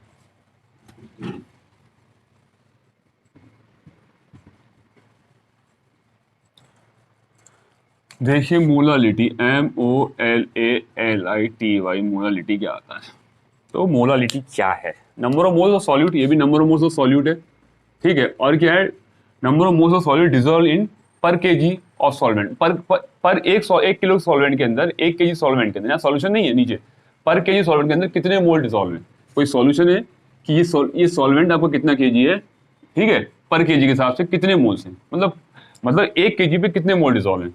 तो नंबर ऑफ मोल्स यहाँ ऊपर लिखेंगे सॉल्यूट के, और यहाँ पे क्या है, वेट या मास ऑफ सॉल्वेंट, और ध्यान रखना है क्या लिखना है, केजी। और मान लो बाई चांस यहाँ ग्राम में दे रखा है तो आपको यहाँ पे ग्राम जब यहाँ पुट करेंगे तो वहाँ ऊपर 1000 से मल्टीप्लाई कर देंगे। अगर केजी में दे रखा है तो कोई बात नहीं, मोस्टली क्या होता है ग्राम में दे रखा होता है, तो आपको बार बार ध्यान रखना है ग्राम को यहाँ पे 1000 से मल्टीप्लाई करके चेंज करना है। वहाँ भी क्या होता है, वॉल्यूम जो दे रखा होता है मीटर में दे रखा होता है, मोलिटी वाले केस में आपको ऊपर 1000 से मल्टीप्लाई करके क्या क्या चेंज कर देना होता है, इसको मतलब वो मिलीलीटर को वहाँ पे लीटर में चेंज कर देते हैं, और यहाँ पे ग्राम को किलोग्राम में, क्योंकि हमारा जो फॉर्मूला है वो पर केजी में और पर लीटर में है। यहाँ पे सॉल्वेंट होता है, वहाँ सॉल्यूशन होता है। तो यहाँ पे देखो टेम्परेचर पे डिपेंड करेगा, अगर ना तो टेम्परेचर बढ़ने से, अगर टेम्परेचर इंक्रीज करोगे ना तो नंबर ऑफ मोल्स बढ़ रहे हैं और ना किसी का वजन घट रहा है ना बढ़ रहा है ना। तो ठीक है, तो यहाँ पे ये मोलिटी जो है टेम्परेचर इंडिपेंडेंट है। कैसी है मोलिटी, क्या है, टेम्परेचर इंडिपेंडेंट। तो टेम्परेचर पर डिपेंड वही करेगी जिसके नीचे वॉल्यूम आ रहा होगा। तो वॉल्यूम तो यहाँ आ नहीं रहा, यहाँ तो मास आ रहा है, तो मास और नंबर ऑफ पार्टिकल तो ना घटते हैं ना बढ़ते हैं, ठीक है। तो ये आपका था मोलिटी था। और जनरली अगर मैंने यहाँ पे कहा कि 5 मोल्स हैं और ये 10 kg के अंदर 10 kg हमारा सॉल्वेंट है, तो इसकी मोलिटी कैसे निकलेगी, स्मॉल एम से डिनोट करते हैं इसको, कैसे, स्मॉल एम से। तो उसका कैसे होगा, 5 मोल अपॉन 10 kg, है ना। तो क्या हो जाएगा, 5 × 5, 5 to the 10, तो क्या हो जाएगा 5, तो क्या हो जाएगा 1, 5 × 1, 5 to the 10, और 1/2 मोल पर केजी आ रहा है अभी इसका, और इसको हाफ करेंगे तो क्या हो जाएगा 0.5 मोल पर केजी। तो ये इसका आपका आंसर आ जाएगा, ठीक है। तो इसकी आ जाएगी स्मॉल, तो मोल पर केजी को हम छोटी वाली एम भी कह सकते हैं, जैसे वहाँ पे बड़ा एम कह रहे थे, यहाँ पे छोटा एम मतलब मोलिटी, ये बोल सकते हैं। ये इसकी मोलालिटी की यूनिट ये है, और इसको चाहे मोल पर केजी बोले, ये दोनों, इसका छोटे एम का मतलब होता है मोल पर केजी और बड़े एम का मतलब होता है मोल पर लीटर, ओके। तो ये भी एक कंसंट्रेशन टर्म थी। और आपकी बात करता हूं मैं नॉर्मलिटी की। नॉर्मलिटी क्या होता है, नॉर्मलिटी, इसको एन से डिनोट करते हैं, ओके स्टूडेंट। यहाँ पे नॉर्मलिटी, तो नॉर्मलिटी क्या होगा, N is equal to, normality क्या होगा, ये होगा नंबर ऑफ इक्विवेलेंट, ठीक है, divide by volume of the solution, volume of solution in litre. वही सेम बिल्कुल मोलिटी की तरह है, यहाँ पे नंबर ऑफ मोल्स के बजाय नंबर ऑफ इक्विवेलेंट है। नंबर ऑफ इक्विवेलेंट कैसे निकलते हैं, नंबर ऑफ इक्विवेलेंट कैसे निकलते हैं, वो निकलते हैं, वेट को डिवाइड कर दो आप, weight divide by equivalent mass, gram equivalent mass, तो क्या निकल के आ जाएगा, नंबर ऑफ इक्विवेलेंट निकल जाएंगे। अब ग्राम इक्विवेलेंट मास क्या होता है, ग्राम इक्विवेलेंट मास क्या होता है, ग्राम इक्विवेलेंट मास क्या होता है, जो मोलर मास होता है आपका, मोलर मास जो होता है उसे डिवाइड बस करते हैं बस वैलेंसी फैक्टर से या एन फैक्टर से, यहाँ पे लिखा रहता है एन फैक्टर, एन फैक्टर से, है ना। एन फैक्टर क्या होता है, एन फैक्टर की बात करते हैं। मान लीजिए कोई एसिड है, तो उसमें वो कितने H पर डोनेट कर रहा है, अगर 1 कर रहा है तो हम कहेंगे ये 1 है, और जैसे ये H2SO4 है तो ये 2H पर डोनेट करेगा, और ये SO4, यहाँ से इस तरीके से इजीली पहचान लेते हैं इसका एन फैक्टर जो है 2 है, एन फैक्टर जो है 1 है, ठीक है। ऐसे कोई सॉल्ट होगा, Na+Cl नेगेटिव सॉल्ट है, साफ लग रहा है, सोडियम के ऊपर कितना चार्ज है, एक चार्ज है, तो इसका एन फैक्टर कितना है, 1 है, ठीक है। ऐसे MgCl2 है, तो किसी भी एक को देख लेंगे कितने आयन कटे हैं, तो यह होगा Mg कितना होगा 2+ और 2Cl नेगेटिव, तो चाहे इसके 2 नेगेटिव, ये 2 नेगेटिव होगा, चाहे ये 2 पॉजिटिव, कोई से भी चार्ज को दे लो आप, ये 2 इलेक्ट्रॉन लेगा, ये 2 इलेक्ट्रॉन रिलीज करेगा, तो इसका एन फैक्टर कितना हो जाएगा 2। तो ये तरीका है आपका एन फैक्टर निकालने का, है ना। इस तरीके से एन फैक्टर निकाल लेंगे, तो कुछ नहीं होता एन फैक्टर, अगर आप यहाँ पे पुट करें, यहाँ पे इसको थोड़ा सिंप्लीफाई करें, नॉर्मलिटी को कैलकुलेट करें, नंबर ऑफ इक्विवेलेंट की जगह आप क्या लिख दें, वेट ऑफ ग्राम इक्विवेलेंट। देखिए नॉर्मलिटी में और मोलिटी में क्या रिलेशन है, तो वेट की जगह क्या लिख दें हम, क्या नाम है, नंबर ऑफ इक्विवेलेंट की जगह क्या लिख दें, weight upon gram equivalent, gram equivalent, ठीक है। और नीचे क्या लिखेंगे, वॉल्यूम ऑफ द सॉल्यूशन,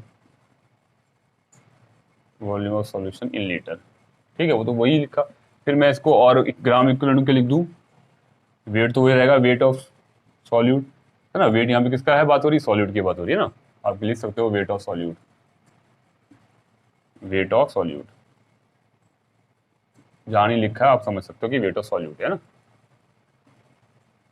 तो ग्राम वेट भी, ग्राम इक्विवेलेंट वेट उसी का, सॉल्यूट की बात हो रही है ऊपर सब, है ना, नीचे सॉल्यूशन की बात हो रही है, तो weight of solute divide by gram equivalent को लिख सकते हैं हम molar mass upon N factor, molar, ये लिख सकते हैं यहाँ पे मोलर मास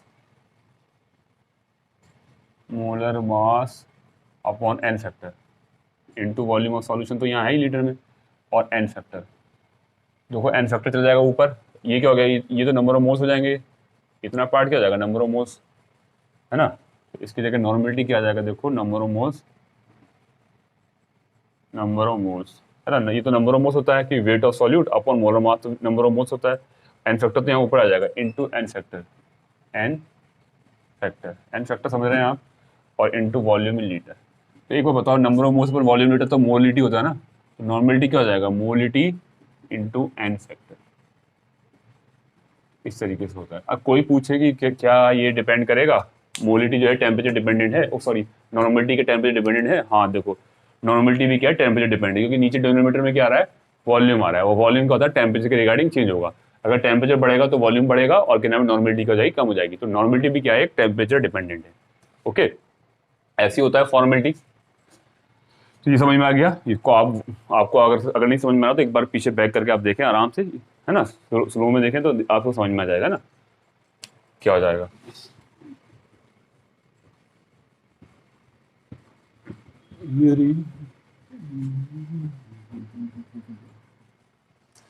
तो नॉर्मलिटी हम समझे, तो नॉर्मलिटी क्या है, सीधा सिंपल सी बात है, नॉर्मलिटी क्या बराबर होता है, नॉर्मलिटी होता है वो क्या होता है, मोलिटी इंटू एन फैक्टर होता है, ठीक है। आपको अगर क्या नाम है नॉर्मलिटी का फॉर्मूला नहीं समझ में आ रहा तो मोलिटी निकाल लीजिए, और एन फैक्टर निकालना आता है सीधा उससे मल्टीप्लाई कर दीजिए, तो आपका क्या था, नॉर्मलिटी निकल जाती है, कहता होता है टेम्परेचर डिपेंडेंट होती है नॉर्मलिटी, ओके। अब मैं फॉर्मेलिटी की बात करता हूँ, तो वो फॉर्मेलिटी की बात हमारे कोर्स में है नहीं फॉर्मेलिटी, लेकिन आपको एक्सप्लेन कर देता हूँ। एक्चुअली फॉर्मेलिटी की जगह जो बिल्कुल वही मोलरिटी जो होती है वही फॉर्मेलिटी होती है, ठीक है, जहाँ पे वो मॉलिक्यूलर मास यूज करते हैं ना, तो सॉल्ट का क्या होता है, फार्मूला मास होता है, तो वहाँ पे तो वो लिखेंगे तो वही NaCl का जो आप मॉलिक्यूलर मास बोलते हो ना, वो मॉलिक्यूलर मास नहीं होता, वो फार्मूला मास होता है, तो वहीं पे आप नाम है फॉर्मेलिटी आपको निभानी है कि उसको मॉलिक्यूलर मास ना कहके आपको फार्मूला मास कहना है, ठीक है, वही मोलिटी होती है, वही फॉर्मेलिटी होती है, ठीक है। तो अब मैं आपको बताऊँ कौन कौन से, देखो कौन कौन से जो है हमारे टेम्परेचर डिपेंडेंट कंसंट्रेशन है, टेम्परेचर डिपेंडेंट कंसंट्रेशन। देखो एक तो क्या है, एक तो हमारा जो है वेट बाय वेट तो है नहीं, ठीक है, दूसरा वेट बाय वॉल्यूम परसेंट है। अब वेट परसेंट की बात कर लो या करें पीपीएम की बात कर लो, है ना, पीपीएम। और जैसे पार्ट पर मिलियन में 10 की पावर 6 होता है ना, ऐसे आप 10 की पावर वेट बाय वेट में पीपीबी में पार्ट पर बिलियन कर सकते हैं, है ना, ये बिलियन में कर सकते हैं आप, 10 की पावर 9 हो जाएगा वहां पे। तो चाहे ये हो, अब कोई पूछे कि ये इनमें से, ये देखो इनके नीचे क्या आ रहा है, ये यहाँ पे वॉल्यूम आ रहा है नीचे, क्या आ रहा है, वॉल्यूम नीचे आ रहा है, तो वॉल्यूम इनकी डिक्रीज करेगा, तो ये टेम्परेचर डिपेंडेंट है ना। तो ये क्या है, ये टेम्परेचर टेम्परेचर डिपेंडेंट है, टेम्परेचर डिपेंडेंट, ये टेम्परेचर डिपेंडेंट नहीं है ना, ये टेम्परेचर डिपेंडेंट नहीं है ना, ये टेम्परेचर डिपेंडेंट नहीं है, ये क्या है, ये टेम्परेचर डिपेंडेंट है। और देखो और कौन सी कंसंट्रेशन, मोलरिटी, ठीक है, नॉर्मलिटी, ठीक है, ये क्या है, टेम्परेचर डिपेंडेंट, क्योंकि इनके नीचे क्या आता है, वॉल्यूम आता है, ठीक है। और देखो और कौन सी बात, और क्या रह गया हमारा, हमारा लेगा एक वॉल्यूम बाय वॉल्यूम परसेंट, ये भी वॉल्यूम तो आ रहा है, क्या होता है ऊपर वाला वॉल्यूम कितना घट रहा है कितना बढ़ रहा है ना। तो यहाँ पे फिर भी क्या होगा, आप पूरा कह नहीं सकते, अगर ऊपर वॉल्यूम बढ़ेगा नीचे वॉल्यूम बढ़ेगा, अब लेकिन किसका वॉल्यूम बढ़ रहा है ना, तो उसके साथ कह नहीं सकते कि टेम्परेचर डिपेंडेंट है या इंडिपेंडेंट है, क्योंकि वॉल्यूम ऊपर भी बढ़ रहा है नीचे बढ़ रहा है, वॉल्यूम बाय वॉल्यूम परसेंट में। तो आपका ये है आपका वेट बाय वॉल्यूम, ये नहीं होगा, ये होगा आपका। और देखो मोलरिटी क्या होगी, मोलरिटी, मोलरिटी ये टेम्परेचर डिपेंडेंट नहीं है, क्या नहीं है, टेम्परेचर इंडिपेंडेंट है, ठीक है। तो आपको मेनली क्या पूछेगा, वो आपको नॉर्मलिटी की मोलरिटी के बारे में पूछेगा कि वो टेम्परेचर डिपेंडेंट है नहीं है, या मोलरिटी टेम्परेचर इंडिपेंडेंट है या इंडिपेंडेंट है। तो यहाँ पे हमें इस तरीके से हमने कंसंट्रेशन टर्म को सबको पढ़ लिया है। पार्ट पर बिलियन को 10 की पावर 9 होता है, 10 की पावर 6 की जगह ये और ज़्यादा ट्रेस अमाउंट होती है जब सॉल्यूट की, तब कहते हैं हम, है ना, मतलब पीपीएम से काम चल जाता है हमारा, ठीक है। तो ये हमारी कंसंट्रेशन टर्म थी। आगे हम नेक्स्ट क्लास में क्या पढ़ेंगे, हम नेक्स्ट क्लास में हम हेनरी लॉ वगैरह पढ़ते हैं, हेनरी लॉ, रोल्स लॉ वगैरह। तो क्लास को यहीं पे एंड करते हैं। Okay student.